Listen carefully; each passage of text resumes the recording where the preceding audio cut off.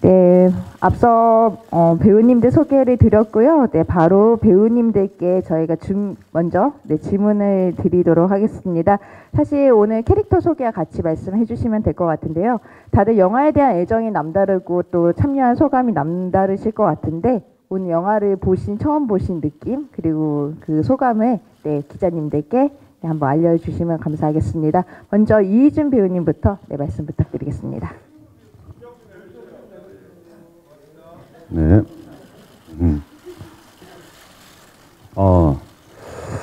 조금의 사심도 없이 권력 요기 없이 각하를 지키겠다는 마음으로 각하를 위해서 목숨 바쳐 경호하는 경호실장 곽상천 역을 맡았습니다. 반갑습니다. 이희준입니다.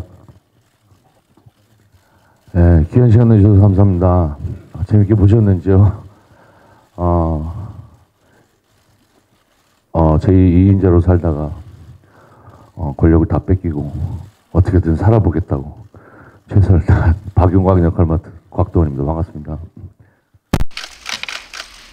네, 안녕하세요. 1인자고요. 굉장히 오랫동안 1인자 자리에 있었고요. 늘 이 2인자를 1인자로 만들어야 되나, 언제 만들어야 되나, 이걸 끝내야 되나, 계속 해야 되나 고민하고 있는 1인자 박동훈 역을 맡은 이성민입니다. 반갑습니다. 저는 1979년 그 당시에 중앙정보부 부장 김규평 역을 연기했습니다.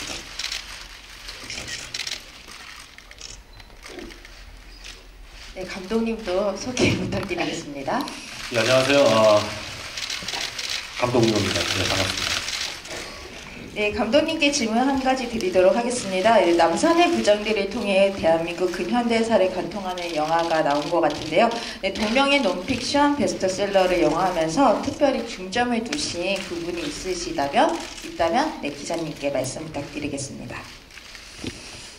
동명의 원작은 동아일보에 1990년도에 한 26개월간 연재가 됐던 취재록인데요. 중앙정보부의 시작과 끝을 18년이라는 기간 동안 되게 방대하게 아주 심있게 서술하고 있는 원작입니다. 근데 그걸 다 영화로 담기에는 너무 방대했기 때문에 중앙정보부의 어떤 문을 닫는 마지막 그 40일의 순간을 영화에 담아 보았습니다.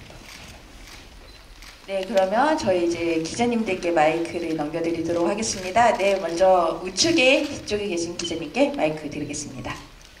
네, 안녕하세요. 저는 BNT 뉴스의 김영재 기자라고 하고요. 저 영화 굉장히 잘 봤습니다. 그래서 저는 이제 감독님께 질문 한 가지 같은 두 가지를 드리려고 하는데요. 여기서 이름을 언급해도 되는지 모르겠는데 박정희 전 대통령 그 이름 자체가 저는 굉장히 정치적인 존재라고 생각을 합니다. 그때 그 사람들과 마찬가지로 뭔가 이제 영화 자체는 정치적인 내용을 담지 않으려 했지만 박정희 전 대통령이 등장함으로써 영화는 정치적이 되는 뭔가 그런 아이러니가 발생한다고 생각하는데 이 영화를 혹시 이 남산의 부장들을 정치적으로 바라보는 혹은 이용하려는 혹은 해석하려는 그런 사람들한테 좀 어떤 말을 어떤 당부를 하고 싶은지 궁금하고요. 또 하나는 이제 김태규 전 중앙정보부 부장에 대한 최후 진술이 나오는데 그분에 대한 뭔가 긍정적인 재평가가 이루어져야 된다 그런 뜻이 담겼는지도 궁금합니다. 일단 첫 번째 질문에 대해서는요. 이 영화는 정치적인 어떤 성격이나 색깔을 띠지 않았습니다. 그리고 어떤 그 인물에 대해서 나오는 인물들에 대해서 어떤 공과 과를 절대 평가하지 않습니다. 단지 그 사건이 왜 일어났는지 그 인물들의 어떤 내면과 심리 묘사를 따라가면서 보여주고 싶었습니다. 판단은 영화를 보신 관객분들이 하시면 좋을 것 같습니다. 그리고 두 번째 질문은 재평가라기보다는 그 마지막에 다큐 화면이 이 영화가 이제 실제 사건에서 가져왔다는 걸 다시 한번 환기시킬 필요가 있다고 생각을 했고요. 그리고 실제로 그 실존 인물 두 사람이 되게 상반된 진술을 했죠. 여러분 보셨다시피. 그러면 이제 선택은 그걸 보신 여러분께서 하시면 좋겠다 라고 생각을 했습니다. 도대체 왜 중앙정보부장이 당시 대통령을 죽였는지 그 선택은 영화를 보시고 여러분이 하시는 게 저는 맞다고 생각을 했습니다. 네, 두 번째 질문에 대한 질문이 약간 스포일러가 있기 때문에 여기 현장에서 진행되는 질의와 대답은 자유롭게 진행되되 기사 송고 시에만 좀 잘 부탁드리도록 하겠습니다. 네, 다음 질문. 네, 우측에 계신 기자님께 마이크 드리겠습니다. 네, 안녕하세요. 저 뉴시스의 남장현 기자인데요. 이성민 배우에게 질문드리고 싶습니다. 화면에서 보니까 체중 감량도 많이 하신 것 같고 싱크로율이 되게 좋더라고요. 그래서 영화 준비하시는데 어떻게 노력했고 연기하시는데 어떤 점에 주안점을 뒀는지 궁금합니다.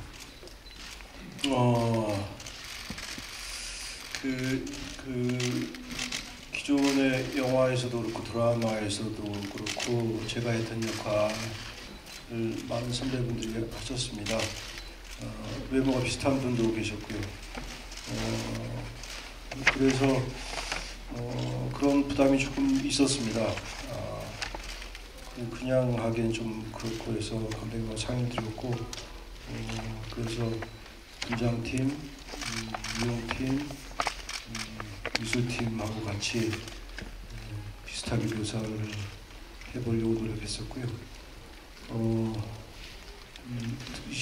의상까지 그 당시에 직접 그분의 옷을 제작하셨던 분을 찾아가서 그분 스타일에 맞게 옷을 제작했었고요. 저는 이 역할을 하면서 어떻게 이 세 부장들하고 이렇게 밀당을 잘 해야 될까? 어떻게 이들의 마음을 움직이고 요동치게 만들고 때로는 또 어떨 때는 또 제가 품어주고 하는 그런 이 세 나머지 부장들에 대한 어떤 견주를 어떻게 할 것인가에 대해서 좀 신경을 쓰고 연기를 했던 것 같습니다. 네, 답변 감사합니다. 네, 다음 질문. 네, 뒤쪽에 계신 기자님이신데요. 네.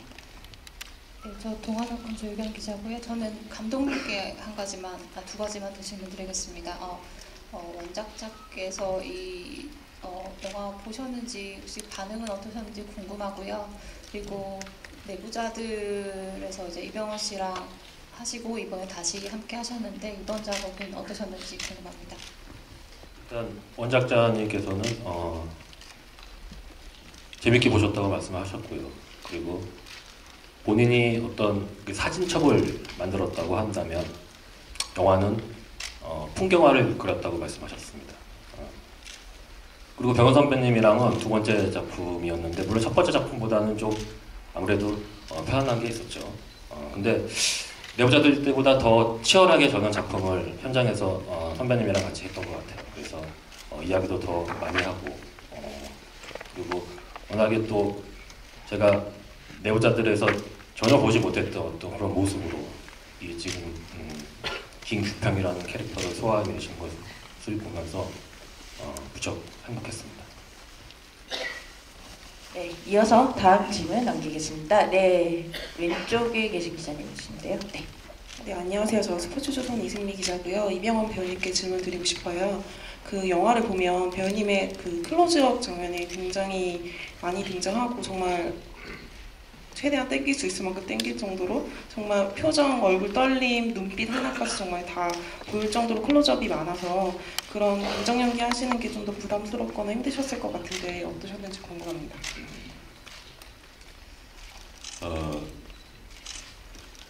이 스크린에 비춰지는 클로즈업은 배우들이 다 감당해야 되고 또 책임져야 된다고 생각을 해요. 어떤 영화에나 클로즈업이라는 거는 거의 빼놓지 않고 항상 있는데 특히나 달콤한 인생 때 그렇게 그 클로즈업이 많았던 걸로 기억을 해요. 근데 영화의 성격 자체가 약간 누아르 장르의 성격을 띠는 영화들이 더 배우들의 얼굴을 가까이서 보여주려고 하는 것 같다는 생각이 저도 들었어요. 그래서 아무래도 클로즈업을 촬영을 할 때는 배우들이 부담스러울 수밖에 없는데 뭐 사이즈와 상관없이 어떤 연기든 마찬가지겠지만 그 감정 상태를 온전히 유지하려고 하면 고스란히 무언가를 하려고 하지 않아도 관객들에게 전달이 될 거라고 생각하고 또 그런 믿음으로 연기를 했어요. 이어서 다음 기자님, 중간에 영상 쪽에 계신 기자님이신데요. 말씀 주시면 되겠습니다. 네. 예, TBS의 정규찬 기자고요. 감독님에게 좀 여쭤보고 싶은 게 있는데 이 남산의 부장들 원작이 있잖아요. 그 책을 접하게 된 시기랑 그 제작을 결심하게 된 계기 그리고 원작을 좀 살리기 위해서 좀 가장 신경 쓰신 부분이 있다면은 소개 좀 부탁드리겠습니다. 1997년도 정도 되는 것 같은데 군대를 갔다 와서 우연치 않게 책을 접했고요. 그리고 제가 몰랐던 어떤 한국 근현대사가 되게 흥미진진하게 그려져 있어서 무척 재밌게 봤었습니다. 그때도 저는 영화 학도였고 그래서 언젠간 물론 힘들겠지만 언젠간 기회가 주어진다면은 이 작품을 영화로 옮기면 어떨까라는 생각을 그때부터 하기 시작했습니다. 하지만 긴 시간이 흘렀고 그러다가 내부자들 이후에 2016년도 초반에 제가 이제 원작자님한테 이제 연락을 해서 영화 판권이 팔리지 않았다면 제가 하고 싶다는 말씀을 드렸고 몇 번의 미팅을 거쳐서 판권을 사게 되었습니다. 그때부터 준비를 했고요. 그 사이에 이제 전작 마야광을 했고 그리고 이제 그때쯤에 해서 시나리오가 완성이 되어서 바로 남산의 부장들을 찍게 되었습니다. 원작을 보면은 저는 그 내용도 참 충격적이었지만 그 당시에 그 동아일보 그 기자셨던 김충식 기자님의 어떤 그 기자 정신이 저는 매우 거기에 감동을 받았습니다. 되게 흥분하지 않으면서도 깊게 파들어가서 아주 날카롭게 해부해내는 어떤 그런 기자 정신이라고 할까요? 그 당시에 상당히 충격이었어요. 그래서 물론 좀 많이 미흡할 수 있겠지만 영화도 그런 어떤 원작의 정신을 좀 가져갔으면 좋겠다는 생각을 하고 연출을 한번 해봤습니다. 네, 감사합니다. 뒤쪽에 계신 기자님께 마이크를 드리겠습니다. 네, 안녕하세요. 저 TV데일리 김지영 기자인데요. 이병헌 씨한테 질문 드릴게요. 이번에도 정말 인상적인 연기를 보여주셨는데 이 캐릭터가 실존 인물이기도 하고 이렇게 절제가 좀 감기로 오가는 연기가 되게 좋았고 좀 그래서 더 어려운 부분이 있었을 것 같은데 이 김재규 사건을 두고 워낙 많은 얘기가 있었는데 그 추측과 상상이 더 많았잖아요. 이 공개된 팩트 안에서 캐릭터를 스스로 설정하시는 과정에 좀 연구가 많이 필요하셨을 것 같은데 어떻게 접근을 하셨는지 궁금합니다. 결과적으로 얘기하자면 작가가 온전히 자기 상상으로만 그려낸 시나리오의 인물을 연기하는 것보다 실제 사건과 또 실존했던 인물을 연기하는 것은 훨씬 더 힘든 작업이구나라는 걸 다시 한번 절실히 깨달았고 그렇기 때문에 감독님이 미리 준비했던 여러 가지 그동안의 자료들과 또 증언들 이런 여러 가지 것들뿐만 아니라 제가 또 혼자서 찾아볼 수 있는 여러 가지 방법들을 택해서 온전히 그런 것들에 기대고 또 시나리오에 일단은 입각해서 연기를 했어요. 혹여 개인적인 생각이라든가 개인적인 어떤 감정을 제가 어느 정도 수위에 있는 감정을 제가 더 크게 한다거나 제가 더 작게 줄여버린다거나 하면 뭔가 조금이라도 왜곡되지 않으려는 그런 어떤 감독님과 모든 스태프들과 배우들의 어떤 그런 마음이 있었기 때문에 굉장히 그런 부분들을 조심스럽게 그저 시나리오에 입각해서 그 안에서 인물이 보여주고자 하는 감정들을 보여주려고 애를 썼던 것 같아요. 네, 중간에 계신 기자님. 네. 네, 안녕하세요. 저 헤럴드팝 이미지 기자인데요. 저 이병헌 배우님이랑 이희준 배우님께 질문 드리겠는데, 이병헌 배우님도 이제 우민호 감독님이랑 재회하신 소감 좀 듣고 싶고요. 이희준 배우님은 이제 25kg나 증량하시고 좀 새로운 모습을 선보이셨잖아요. 거기에 대한 소감 궁금합니다. 네, 먼저 이병헌 배우님 하시고 이제 이희준 배우님 답변하겠습니다. 저도 마찬가지로 서로가 서로를 알아가는 과정들이 필요 없었기 때문에 이미 내부자를 통해서 서로의 스타일을 알고 서로를 알게 됐기 때문에 서로 맞춰가는 그런 어떤 과정이 필요 없이 아주 훨씬 더 내부자들 때보다 편하게 촬영을 할 수 있었어요. 그리고 감독님이 굉장히 이렇게 좀 열이 많은 그런 분이에요 원래. 내부자들 때 보면 그 기쁨과 이 화남과 막 이 기분 좋은 막 이런 것들을 참지를 못하고 막 겉으로 다 표현하시는 분인데 이번에 굉장히 차분하셨던 것 같아요. 제작 중간에 마야광이 개봉을 했는데 그게 잘 안 돼서 그랬는지 굉장히 차분하게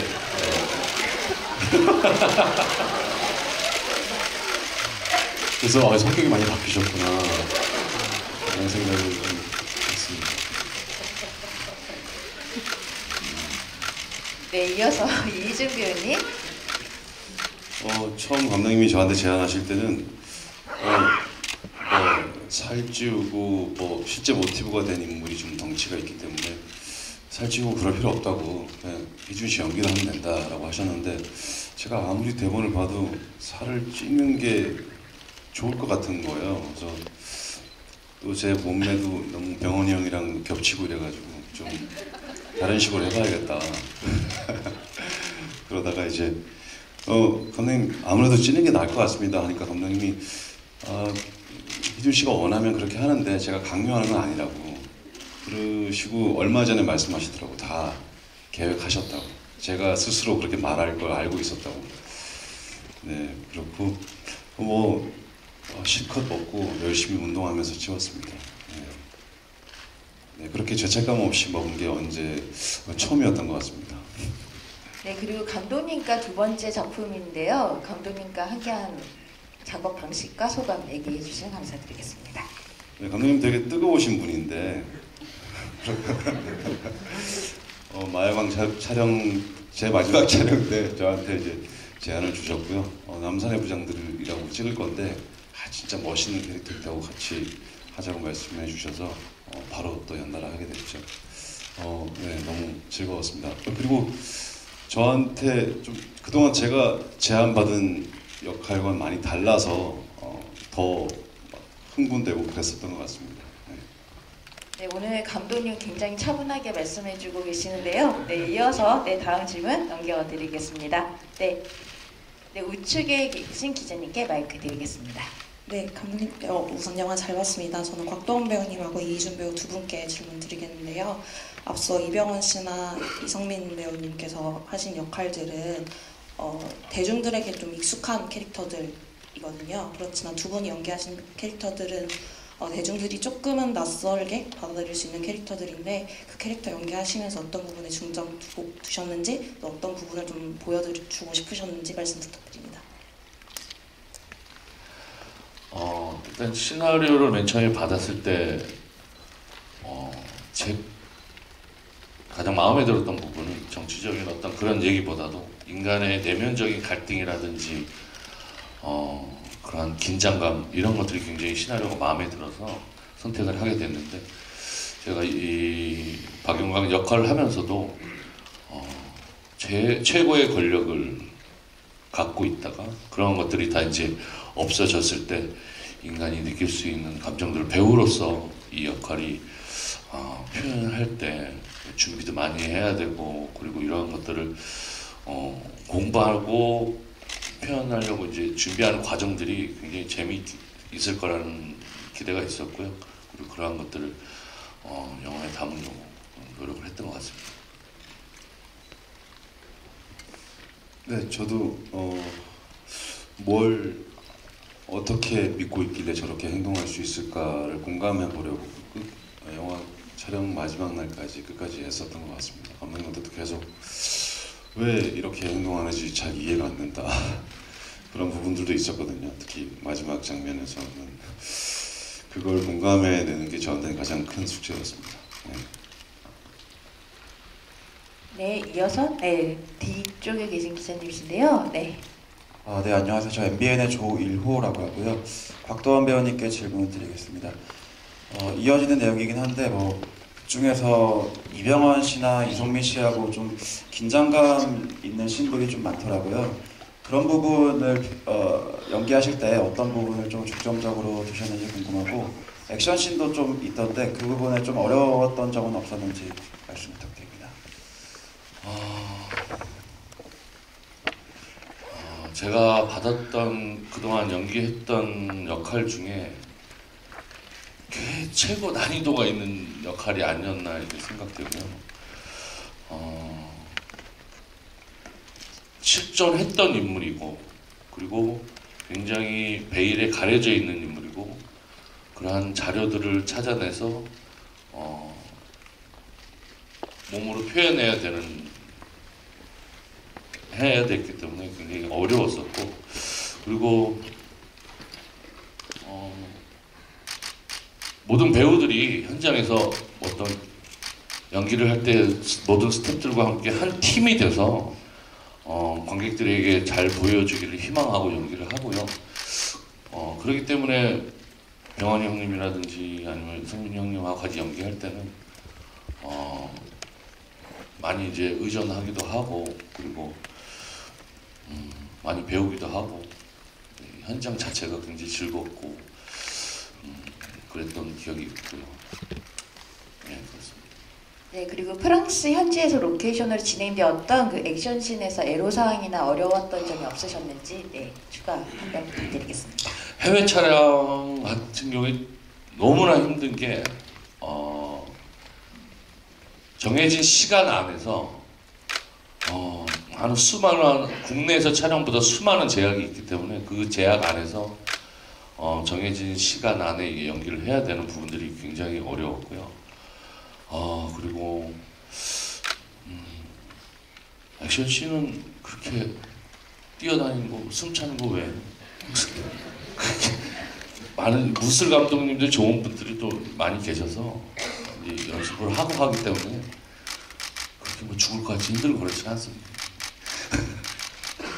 네, 그러면 이어서 다음 기자님 마이크 넘기겠습니다. 바로 우측에 계신 좌측에 계신 기자님. 네, 뷰어스의 홍종선이라고 합니다. 공간을 채우는 게 아니라 공기를 만드는 것 같은 그런 배우들의 호연, 또 그걸 누수없이 잘 담아내주신 유 감독님의 연출 덕분에 영화 너무 잘 봤습니다. 감독님께 질문 한 가지 드릴게요. 이 자리에 없는 배우여서 감독님께 드리는데, 김수진 배우 또 이번 작품에서도 역시나 아주 팔딱팔딱 뛰더라고요. 마야강에서도 쓰셨고 이번에도 쓰셨고, 다음엔 좀 더 크게 쓰실 생각은 없는지 궁금하고, 이 데보라 심에 이 김수진 배우 쓰신 이유랑 이제 작업 끝나고 나서의 만족도 설명 부탁드립니다. 지금 김소지 씨는 지금 해외 촬영 때문에 부득이하게 참석을 못했습니다. 모로코에서 촬영을 하고 계신 걸로 알고 있고요. 저도 다음 작품에 기회가 된다면 더 큰 역할로 하고 싶은 마음이 굴뚝 같습니다. 소진 씨랑은 마야광을 통해서 처음 만났고요. 제가 너무나도 연기를 잘하는 모습에, 그리고 방금 기자님께서 말씀하셨던 그런 어떤 생기가 워낙 좋은 배우라서 다시 한번 이 역할로 다시 한번 같이 작품을 해보고 싶었어요. 그리고 김소진 씨 같은 경우는 로비스트 역할을 한 번도 해보신 적이 없기 때문에 어떻게 할까 매우 궁금하기도 했습니다. 그리고 어떻게 본다면 아실 분들은 아시겠지만 사실은 당시에 로비스트는 이분이 아니었죠. 실제로 되게 유명한 분이셨는데, 그분에서 가져온 게 아니라 어떻게 본다면 남사의 부장들에서 좀 유일하게 가장 가공된 인물이라고 말씀드릴 수 있겠습니다. 예. 그 시대에 그 시대 여성이 1979년도에 그렇게 어떻게 또 나름의 자기 어떤 방식으로 그 세상에서 세계에서 살고 있고 살아남으려고 했나를 좀 보여주려고 했던 것 같아요. 네. 네, 그리고 이어서 다음 질문, 네, 우측에 계신 기자님께 마이크 드리겠습니다. 네, 저기 파이낸셜 뉴스의 신진아 기자라고 하는데요. 아까 농담처럼 얘기하긴 했는데 내부자들보다 이 영화는 내부자들이 굉장히 뜨겁게 찍었다면 이번 영화 같은 경우에는 굉장히 냉정하게 찍으려고 노력했다라는 느낌을 영화를 보면서 받았는데 그게 맞는지 좀 궁금하고요. 그리고 그 김국평 역할과 관련해서 감독님한테 질문 드리는 건데 김국평 역할 관련해서 그러니까 이 사람이 마지막에 왜 박통을 이제 죽였는지에 대해서 그러니까 이해를 하려면 이 사람의 과거에 대한 정보가 좀 더 많아야 되지 않나 라는 생각도 좀 들긴 하는데요. 만약에 그렇게 되면 이게 정치적으로 어떤 누구의 편을 드는 것 같을 수 있다는 좀 그런 거에 대한 고민 때문에 그 과거 분량 같은 게 좀 적게 한 게 의도적이었는지 좀 궁금하거든요. 두 번째 질문부터 말씀드릴게요. 까먹을 수 있으니까 질문 내용 자료. 아까도 말씀드렸다시피 이 영화의 기획은 마지막에 40일의 순간이에요. 중앙정부의 문이 닫는. 그렇기 때문에 기자님께서 말씀하신 그 김규평의 어떤 전사를 이렇게 방대하게 마약왕처럼 다룰 수는 없는 작품이었고요. 단지 그의 전사가 어땠을지, 특히 박통과 같이 했을 때 둘의 관계가 어땠을지, 그의 전사들이 어땠을지, 그리고 다른 인물들의 전사가 어땠을지는 좀 그들이 같이 있었을 때 어떤 배우들의 어떤 호흡이나 그리고 그 느껴지는 분위기, 공기를 통해서 좀 관객들이 좀 느낄 수 있다면 좋겠다는 생각은 했어요. 근데 부득이하게도 어찌됐든 이거는 어떤 긴 서사의 이야기가 아니라 마지막 40일 다루는 이야기이기 때문에 그렇게 한 것입니다. 그리고 첫 번째 질문이 뭐였죠? 네, 마야강 같은 경우는 따뜻하게 뜨겁게 촬영했던 남산 내부장들은 좀 차갑고 약간 냉정하게 촬영하신 것 같은데. 예, 맞는 것 같고요. 아까 병 선배님이 말씀 잘 해주신 것 같아서 네, 맞습니다. 네, 마야강은 좀 뜨겁게 찍었다면 이 영화는 좀 차갑게, 좀 냉정하게, 좀 객관적으로 들뜨지 않고 원작의 어떤 그런 정신과 태도, 시선 이런 걸 좀 유지하려고 이렇게 찍었습니다. 네, 이어서 다음 질문 넘겨드리도록 하겠습니다. 네, 좌측에 계신 기자님이신데요. 네. 네, 안녕하세요. 저 TV리포트 손유정 기자라고 하고요. 감독님이랑 배우분 중에 한 분 말씀해 주시면 좋을 것 같은데 네, 설 연휴에 개봉하는데 흥행 어떻게 예측하시는지 어떤 부분이 통할 것 같은지 얘기해 주세요.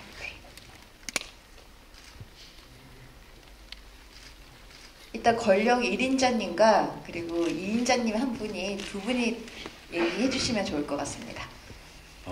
이 영화는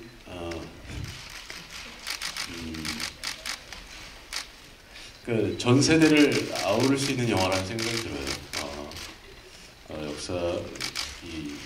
어떤 실제 그 당시 어떤 사건을 아시는 분들도 또 그리고 그게 먼 얘기처럼 느껴지는 젊은 세대들도 한 번쯤 보고 서로 이야기 나눌 수 있는 얘기거리가 많아지는 그런 영화일 거라고 생각하고 다만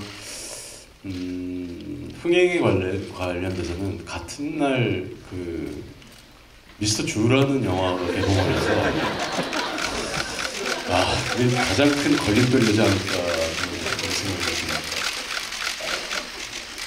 네, 이어 말씀 주시면 감사드리겠습니다.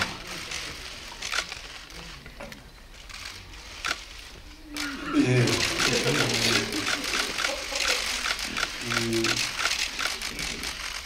영화가 다양해야죠.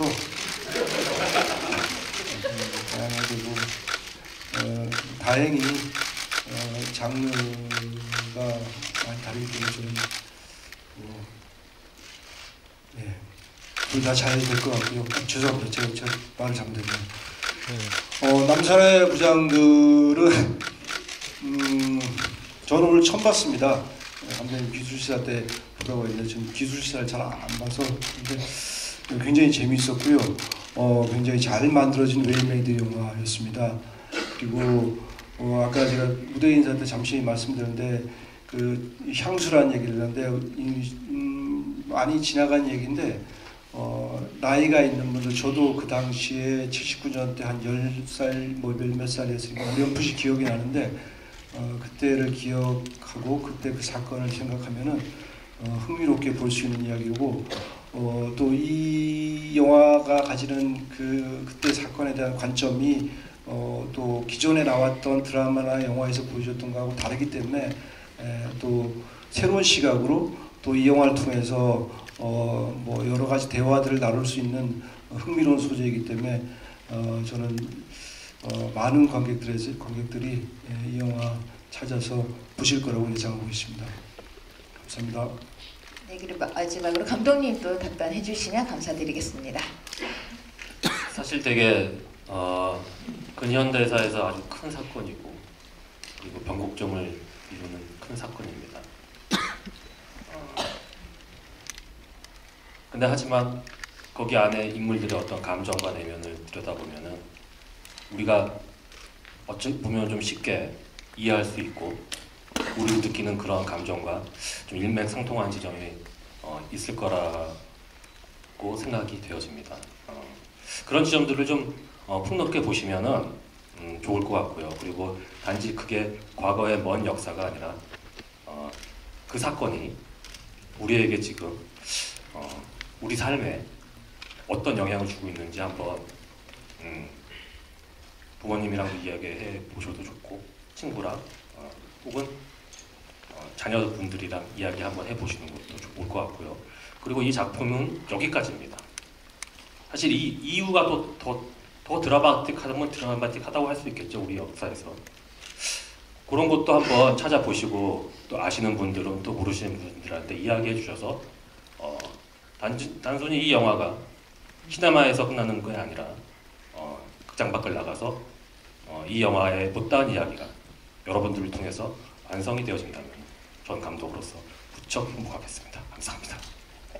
네, 그 배우님과 감독님께서 사실 흥행 예측뿐만 아니라 영화에 대한 관전 포인트까지 다 말씀을 해주셨는데요. 혹시 마지막 질문이 이제 더 없는 것 같아서 네, 이만 마무리하도록 하겠습니다. 네, 이제 영화 여기 앞에 기자님 한 분 계셔가지고요. 네. 마지막 질문으로 그러면 마무리하도록 하겠습니다. 여기 세 번째 줄에 계신 기자님이십니다.